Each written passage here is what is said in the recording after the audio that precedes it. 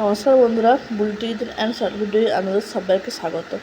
আজ বানালাম রুটাটা দিয়ে মোরলা মাছের পাতলা ঝোল। তো চলুন শুরু করি আজকের রেসিপি। প্রথমে মাছের লবণ হলুদ মাখিয়ে মাছ ভেজে নেব। ওই তেলেতেই গোটা জিরে, তেজপাতা, শুকনো লঙ্কা ফোড়ন দিয়ে আলু ভেজে নেব। মশলা দেব পেঁয়াজ, রসুন, কাঁচা লঙ্কা বাটা। পরিমাণ মতো লবণ দিলাম, হলুদ, ধনে গুঁড়ো, লঙ্কা গুঁড়ো, টমেটো, কাঁচা লঙ্কাতে মশলা ভালোভাবে কষিয়ে নেব। এবার বেগুন ও রুটিটা দিয়ে দিলাম। আবার একটু ভালোভাবে কষিয়ে জল দিয়ে রান্না করে নেব।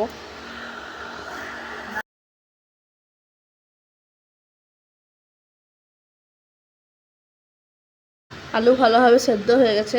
এবার ভেজে রাখা মাছ দিলাম, গরম মশলা দিয়ে নামিয়ে নেব।